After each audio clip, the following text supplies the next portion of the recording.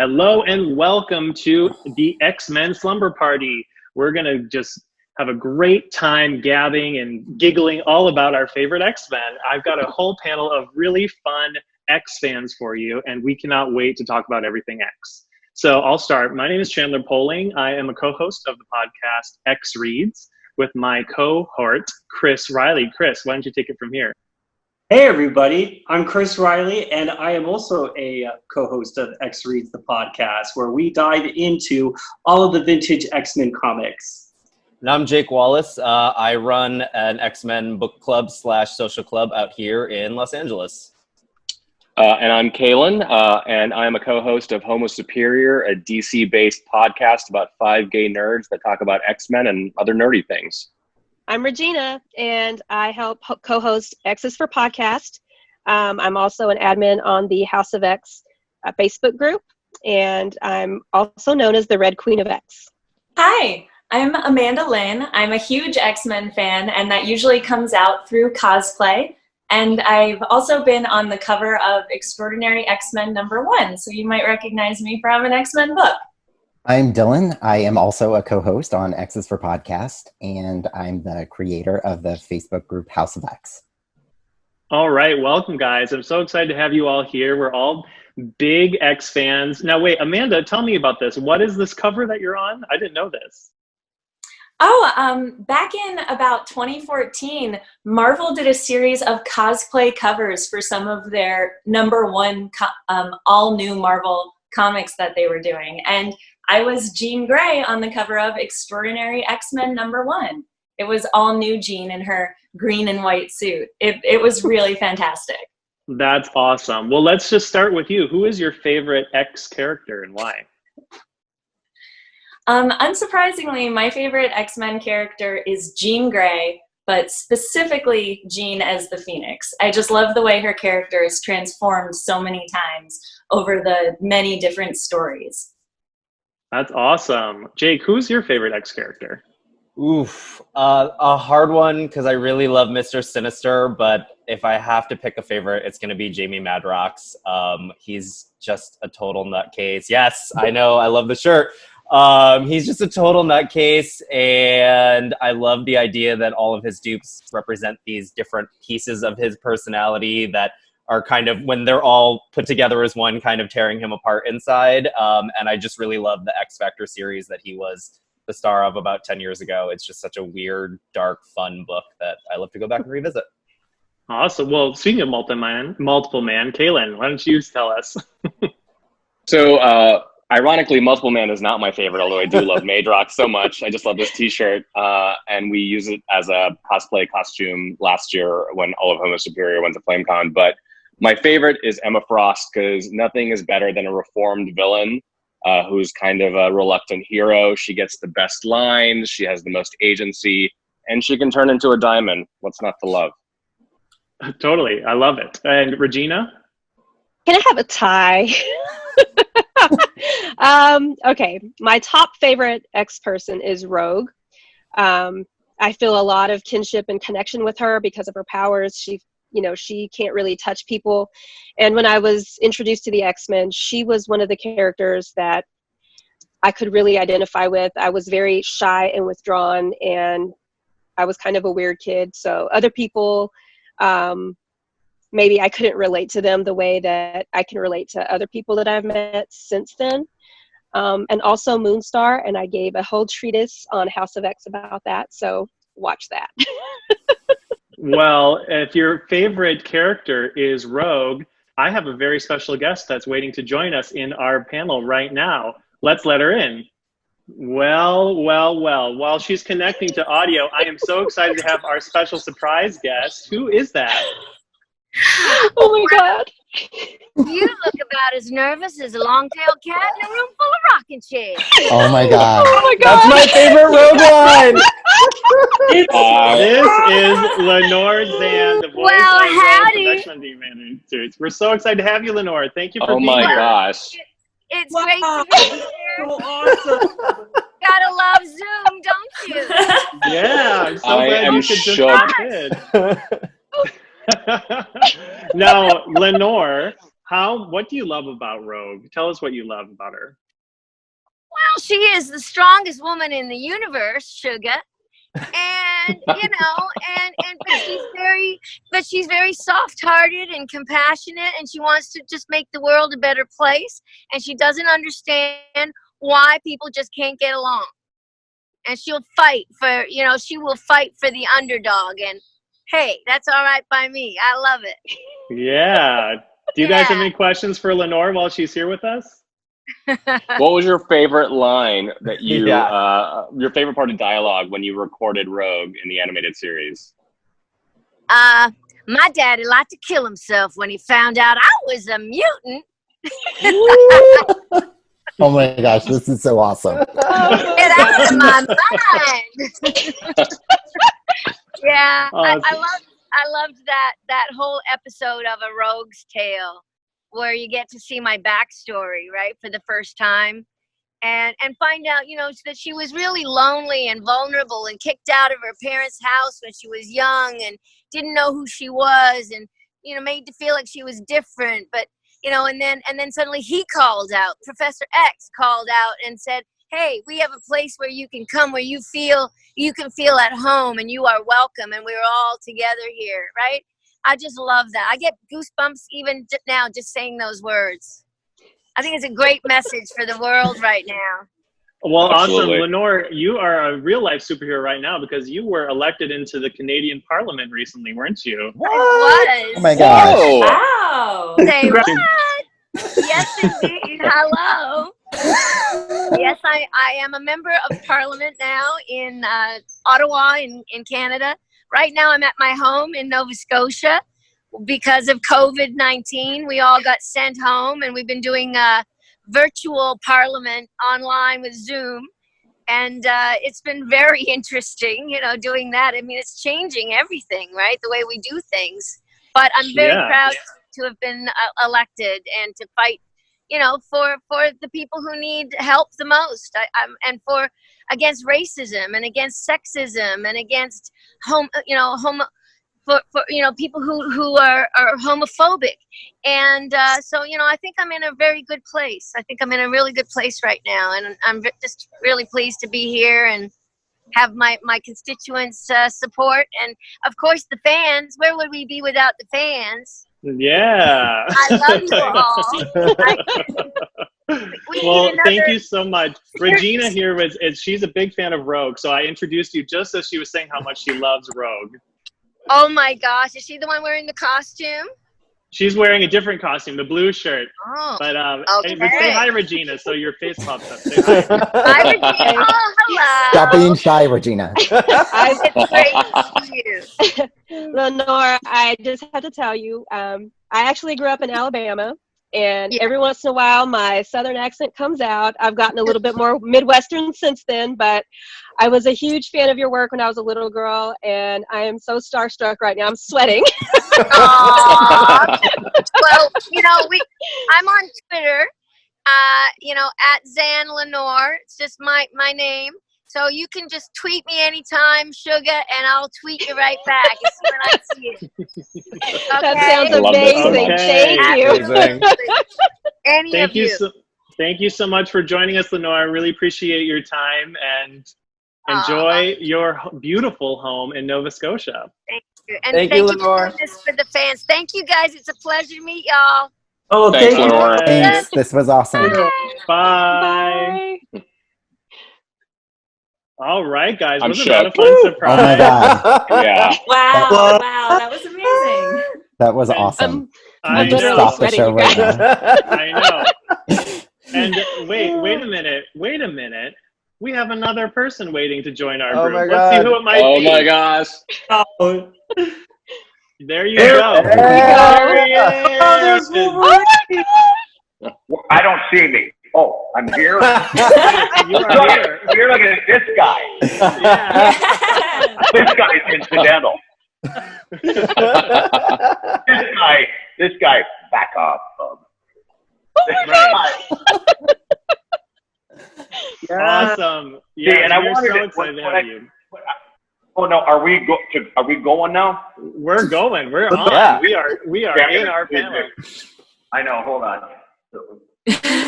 Weird. I know what you're thinking, punk. Question is, can I get Wolverine before he turns me into shish kebab with those claws? Well, Bob, seeing as how these claws are adamantium, the strongest metal known, and can slice through vanadium steel like a hot knife through butter, buddy. You gotta ask yourself, do I feel lucky? Oh my god, that was amazing! That dude. Great. That was I can't even look at myself. I look so, the hair, I just gotta, it was down to here because of the COVID thing, and I couldn't take it any longer. I went to some foreign lady. I said, just do whatever you want with it. Yes. It looks good. It looks good, Cal. How have you been? Yeah. How is your pool? Good Your answer. Pool looks amazing. Good answer. Yeah. Keep in mind, he's with me. Yeah. What do you love about Wolverine? Tell me, Cal. What do you love about Wolverine? Oh, just about everything, especially that I did the voice. Yeah. I told you. And he always had the best line. What I love about Wolverine is that, and I think it's for sure, he was such a lonely soul who just wanted to be loved and accepted. And for God's sakes, could I please get a woman that'll stay with me? No, every one of them. Lady Deathstrike, they all found something peculiar with him. and Kimiko, and I love that episode. And they were asking me, the writers and producers, when we were recording it, saying, would it be Kimiko or Kimiko? And I grew up living beside Bob Kobayashi, and I took karate and judo with his father. Ran the whole karate and judo institute in our town, and I grew up with this Japanese guy. So he named his daughter Kimiko. So as opposed to Kimiko. But there was a big discussion when we were recording. I'm really, geez, what's so big about this discussion? So, guys, panel, do you have any questions for Cal? Do you have any questions? But other than that, I really don't like anything about Wolverine at all. Except that he is funny, and he is funny, and I told you that story about, and every one of his best lines are in the first 2 episodes. I've been watching them again as I got them on Blu-ray. Don't even get me with the text. Whatever it is, I got like the DVD, and I watched them. And the first 2 episodes I couldn't get over. All his best lines are in the first 2 episodes. You know, when Wingnut dies. You know, this reference. Yeah, I mean, you know. I was going to say Sabretooth, but like all the best lines, like tell Cyclops I made him a convertible. That's just, and then I go where I want to go. It's like about twice in the first 2 episodes. This is so awesome. I'm sending you back to Oz in peace. Yes. That's my favorite. Great line. What a great line. Like, who wrote, I mean, I know who wrote it. And they were fantastic. The writers were unbelievable. Like, Tim Woodman, I'm sending you back to Oz in peace. Right. And I go where I want to go and like tell Cyclops I made him a convertible. And then this famous line, which no one ever remembers, but it's the first thing when they're looking for Jubilee. Like, she just arrived at the home, for God's sakes, and she's lost. And they're all Storm and Rogue and Beast. And Wolverine jumps down from a tree, just like, you know, because he was supposed to be looking for her.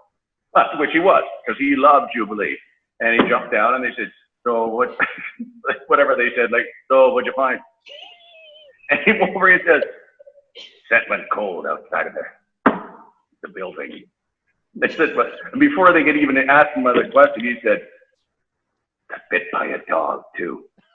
Like, that's Robin, but he was just a funny, like, oh, by the way, I got bit by a dog, too. It's been a tough day.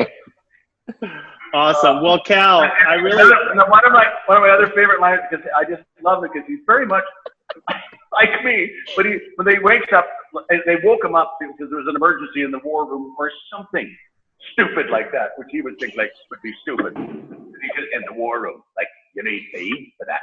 And he wakes up and he runs by Professor Xavier and he says, "This better be good," because I this better be good, because I get angry when I don't get my sleep. Like he's not angry all the time. right. Oh my God, this better be good, because I get angry when I get upset when I'm misquoting him. That's all good. Cal, thank you so much for joining us. We love that you crashed our slumber party, and we really appreciate your time and your amazing Wolverine lines. Thank you so much. Yeah, thank you. Thank you so much for this surprise. Yeah. Bye. What a treat. Oh, I'm sorry. Oh my god. God of X-Men, the animated series, he played Wolverine. Oh my God. I forgot about that dog biting line. I did too. My friends and I will quote the Wolverine and Cyclops lines back and forth to each other. Like it's just like a running joke with us. We won't like out of nowhere we'll just like start quoting them. So that was really great. Well, I'm glad you guys liked our awesome. special guest surprises, and I feel like we still haven't finished off who our favorite X characters are. I mean, I'm still on a little bit of a high of our special guests, but Yeah. I love the nostalgia rush of it all. You know, when you hear those voices, it's so incredible. So good. Right. That was awesome. All right, now who's left? Who hasn't told us? Dylan, you haven't said. I'm still left. I wonder who he's gonna say. My favorite character is Warpath. I didn't say it earlier, but to most people online, I'm known as Warpath Dylan. Warpath is this big, just muscly dude full of heart and love, and I relate to that because he's had a crappy love life and pretty much a crappy life altogether. And yeah, he just has a big heart, and that's why I like him. He's hot too. Yeah, for sure. Chris, what about you? We haven't heard from you. Well, my favorite X-Men of all time is Emma Frost. And, you know, it goes back to me being in junior high and loving the Marvel Masterpiece trading cards and seeing her image just so full of power. And she was so in charge. She used her sexuality as her power, and she displayed it with no shame. And that really helped me come to terms with my sexuality and, you know, coming out of the closet. And it led to this, you know, big adventure. Like, for instance, Lady Gaga's fashion designer did my first cosplay, which was Emma Frost, and that went viral everywhere. And I just remember being in junior high and like for instance, does anybody remember that pilot that happened with the X-Men? Yeah, Generation X in the 90s. Like, that came out around the time that I first discovered Emma Frost, and she was in that pilot too. So I just remember her character being so special and empowering to me. So, you know, growing up, and I carried that with me my entire life. Like, Emma Frost is still today my spirit animal. Aww. My favorite character is Kitty Pryde.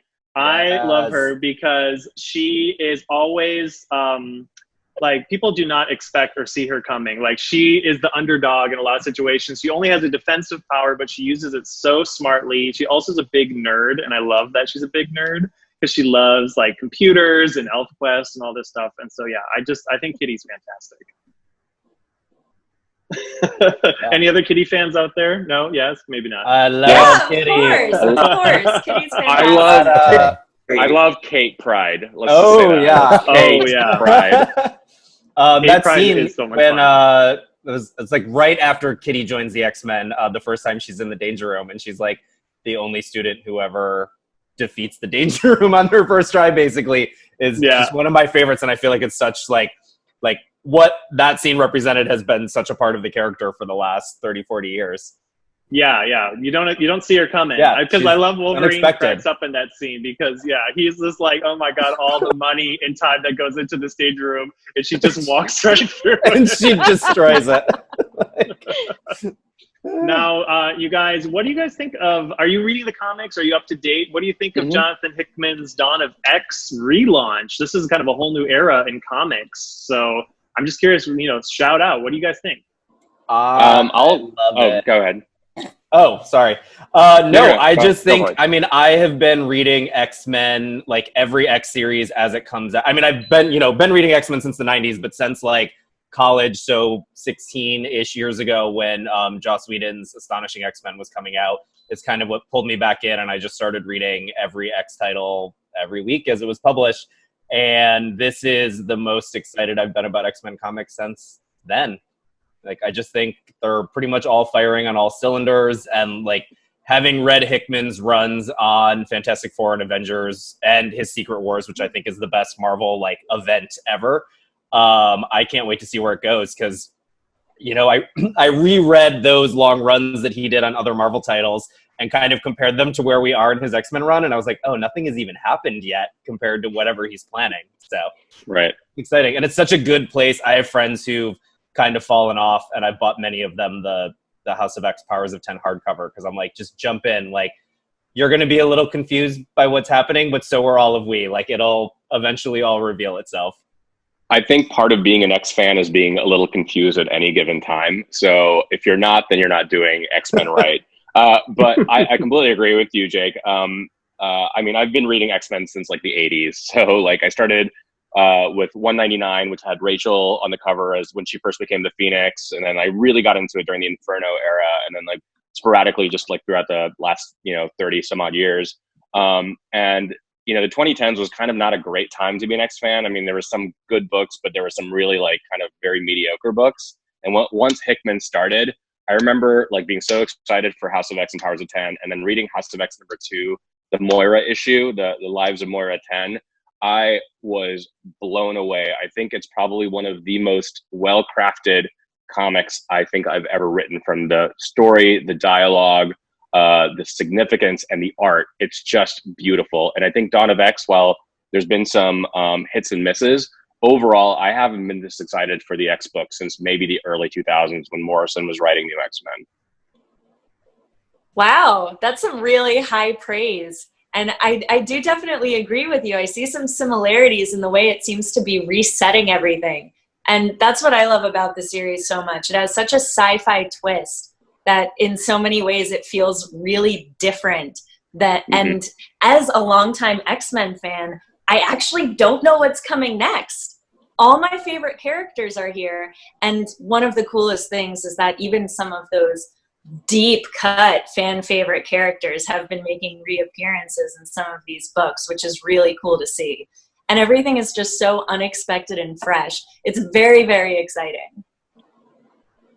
Yeah, I gotta say, I have been studying spirituality lately, and in the new run of X-Men with Hickman, there is a lot of spirituality layered in and weaved into the story. So, like reincarnation, and do you remember that issue where they talk about the Dominion and everything that's going on in the universe? So there's a lot of spiritual aspects, and I'm eating every issue up. It is so good.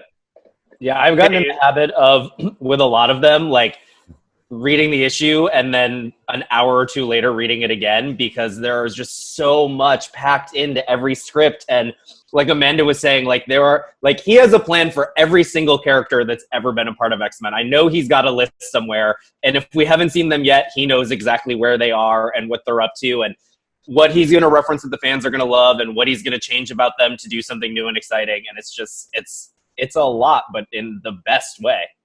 Hey, Khelan and Chris, by the way, sorry to interrupt you, Dylan. I know you guys say that you love Emma Frost so much, and I just want to introduce that we have another special guest joining us.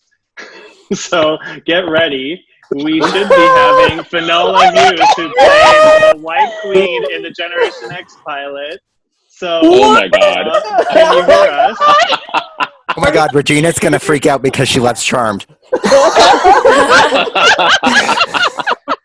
This is so Oh, exciting. God. Hello. Hi, Oh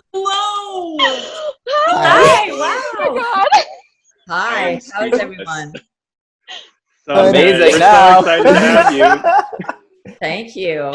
Let me see. I'm going to put it on. Wait a minute. Let me see if I can just get you all on gallery view.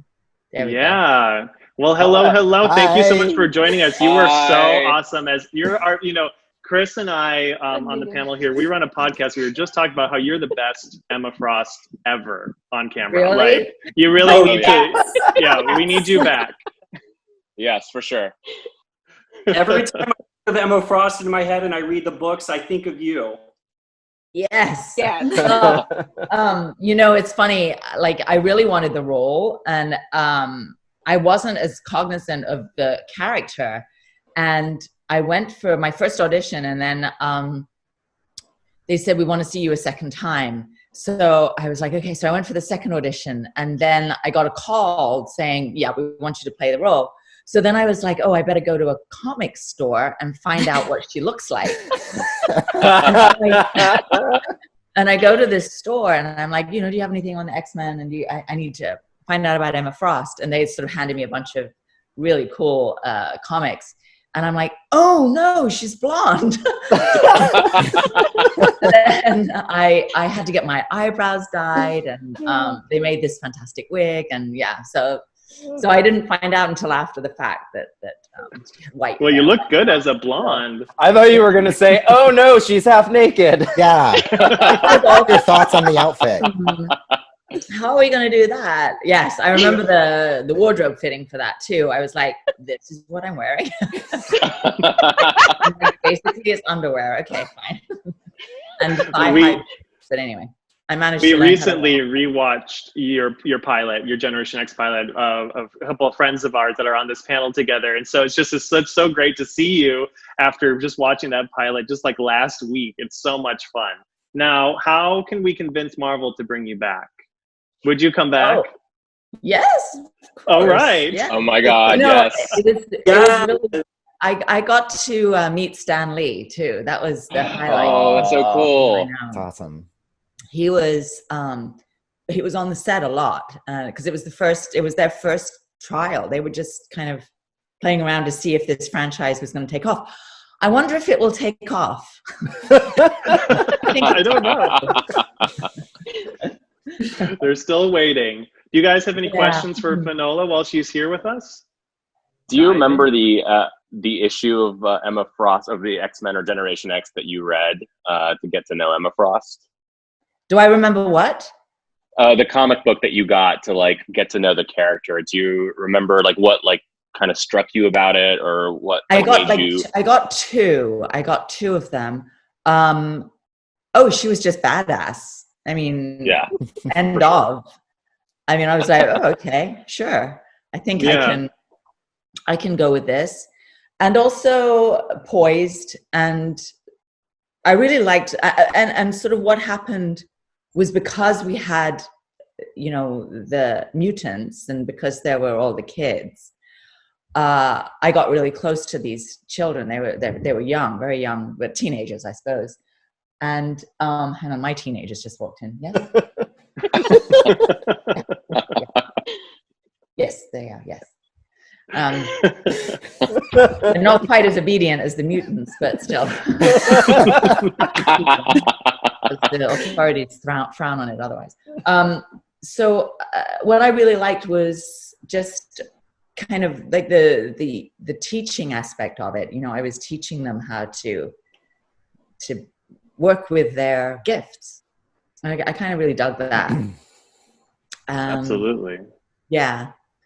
And it was such a good cast, though. I don't know if you followed up on any of those actors. They're like really good. Like everybody was. Like it was just, the Canadian guy, because we shot it in Canada. Jeremy, I think his name was. Is that right? Do you have a cast list there? I don't have a cast list handy, but I do remember looking up the actors on IMDb and just seeing that everybody has been so busy, including yourself.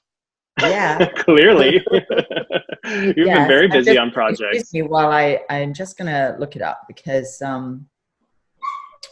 My dog's barking now, for goodness sake.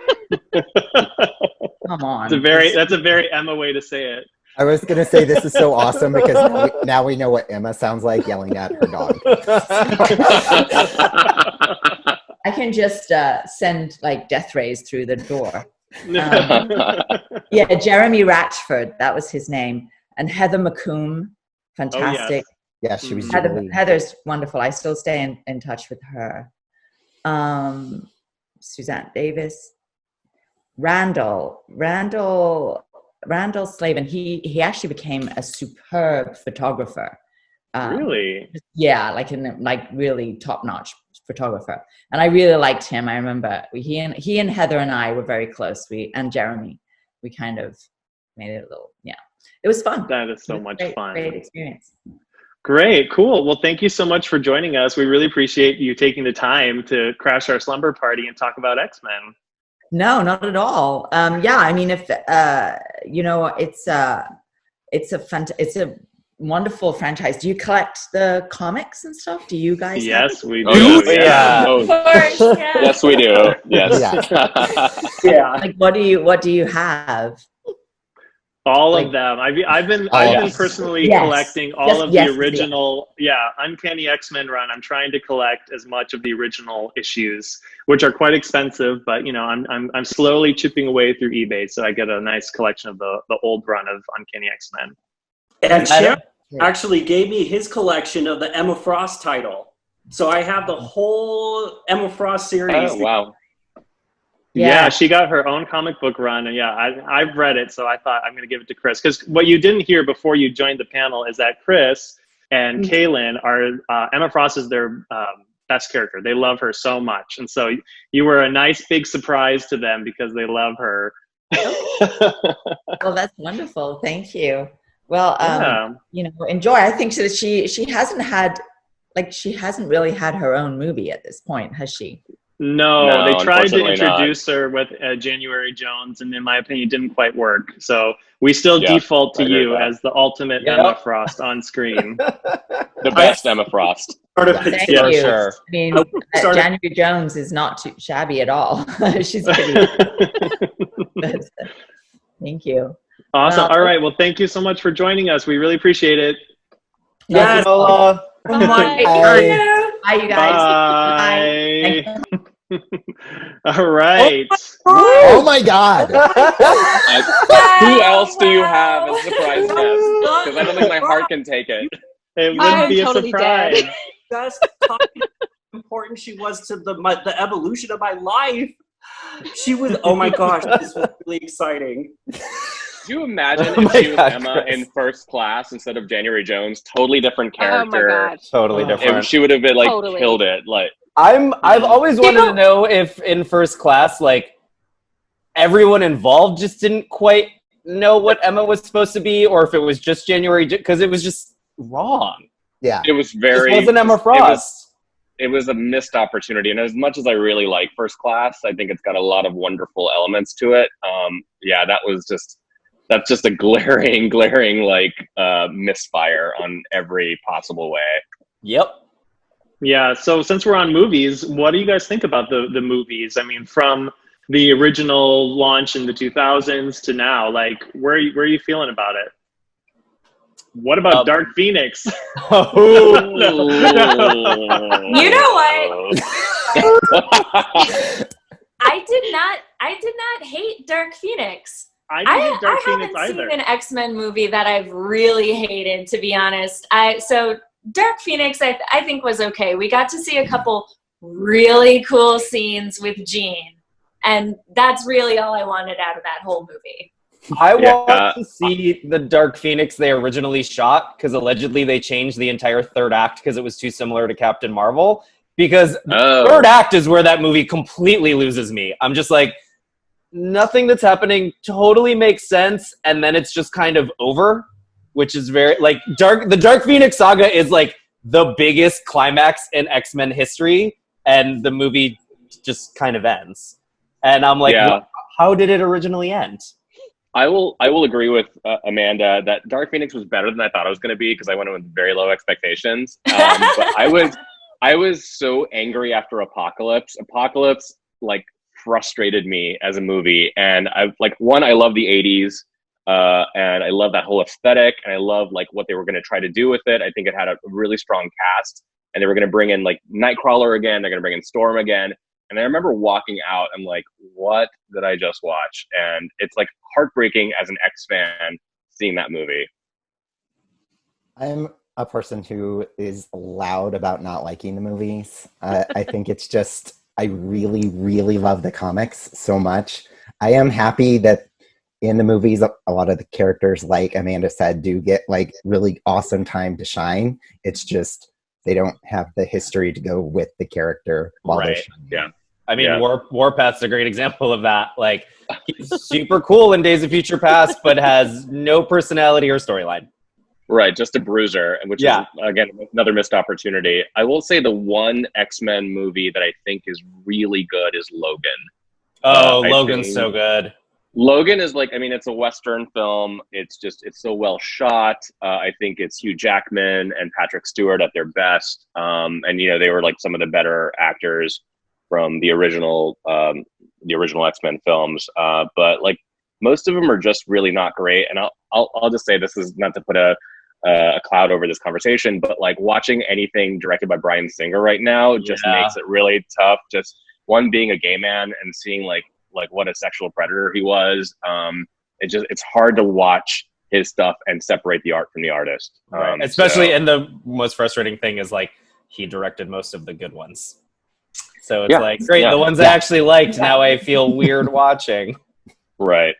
I'm just so ready for them to be in the MCU. Like, Marvel's done such a good job with almost every movie and every character that they've done in the MCU. And I think they're in a weird position with the X-Men because they have to figure out how to introduce mutants. They have to figure out sort of how to do it without just rehashing the Charles and Magneto stuff and overdoing Wolverine like Fox did. But I think, you know, they've had to figure out how to do some hard things before and nailed it. So I'm kind of enjoying this little breather we're having from the X-Men movies, but I'm so ready for Marvel to like actually properly make X-Men movies. I kind of hope that they don't start with a movie. They start with like a Disney Plus series. Yes. Like, 'cause I think X-Men works better like as in a serialized format rather than a standalone film. I want the soap opera. I honestly just want X-Men to be a TV show. Like, I don't need movies. Yeah, agreed. If they've got the budget, then I'm here for it. Yeah, The Gifted was an interesting, like, it was okay, like, the first season, and then it just went off the rails in the second season. But I think if you put some real, you know, time, money, and, like, talent behind it, it could be a phenomenal series. Yeah, I think we'll definitely get quieter. I mean, there's obviously going to be X-Men movies. It's too big of a franchise for them not to capitalize on it. But I think as super fans, we're going to get a lot of what we want from future like X-Men Disney Plus series, because that's where they're going to put the side characters and the weirder stories, and then have, you know, the things that in X-Men comics are like the crossovers will be what the movies are. But I think we're going to get so much great stuff on Disney Plus. Completely agree. Hopefully X Factor Investigations as a series. Yes! Oh my god, yes. I love that, because it doesn't even, most episodes of that wouldn't need near the budget that like an actual X-Men TV show would. And for just sure. Find quintuplets that are all actors. It's not that hard. Yeah. It's not that hard. Perfect. Regina, we haven't heard from you. Yeah, tell us about your favorite movie. Well, Bryan Singer notwithstanding, the way that I try to look at it is there are a lot of different moving parts to the movies. There's the actors involved. There's all the people who did some of the work behind the scenes. And I'm not going to look at them with like a bad taste in my mouth just because he was involved with that. I loved the first X-Men movie. When I went to see it at the theater, I brought my parents, I brought my husband, I brought my kids, I brought my brother-in-law. Like, I was so excited because I'd been waiting for it for so long. And then just to see them, even though maybe it wasn't like the greatest movie compared to the MCU, we would not have had the MCU without the first X-Men movies coming out. Absolutely. And I loved the costume design specifically for Sabretooth in that movie. He looked amazing. Even though he didn't talk that much, he looked great. And so I really enjoyed the first couple of movies. I was not impressed with X3. there were things that I loved about it, but they were trying to do too much with that movie. It would have been better if they had just focused on one main storyline instead of trying to shoehorn the Dark Phoenix in there. I actually have not finished watching Logan. I did not enjoy it. I know I'm the minority. Don't kill me. I think. How do we kick her out? I think it's kind of like when I was watching like Planet of the Apes. I had just gotten burnt out on dystopian fantasies, and I just needed a break from that. And it was so bleak. It was beautiful and it was great, but I was at a point where I was like, for my mental health, I'm turning this off. I'm going to come back to it later. So I haven't gotten back to it, but I'm planning to go back soon. So awesome. Hey, you guys, we have to wrap up our panel in just a few minutes to keep in time. Sorry, our special guest ate into all of our X-Men Gab time. I hope you guys didn't mind. Yeah, that's not at all. Great. Very with that. Yeah. Well, cool. I'm glad that we were able to have this fun, slumber party to talk about X-Men. And I just want to thank everybody for watching for the Comic-Con at home. And if you guys love X-Men, please connect with us on social media. You can find me at Chandler Poling. That's ChandlerPoling. Where can they find you, Khelan? They can find us at Homo Superior Podcast X on Twitter or Homo Superior on Instagram. Awesome. Dylan? You can find me on Instagram at Warpath_Dylan. That's spelled Dylan. Or you can find me on Facebook at my X-Men Facebook group that we mentioned, House of X. Or you can find me and Regina on the podcast that we're on that's called X is for Podcast. Nice. Jake? You can find me on Instagram at _the_snake, which if you can see my name on Zoom is right there. And if you're in LA and ever want to go out and have drinks and talk about X-Men, hit me up and we'll invite you to our little club. Yes, it's a really fun club. I'm a member. Regina, where can we find you? You can find me on Instagram and Twitter at the Red Queen of X, and also on Facebook at House of X with Dylan. And Amanda. Hi, I'm on Instagram as @RealAmandaLynne, and I have a website. It's amanda-lynne.net. So everything's there. And last but not least, Chris. Hey, you can find me on Instagram at Xtopher Riley. That's a big X, like Christopher Riley. And also, you can find me and Chandler with our podcast, X Reads Podcast, at X Reads Podcast. All right. Thank you so much, everybody. Bye. Thank you. Bye. Bye. So much. It was awesome. I had so much fun. Bye.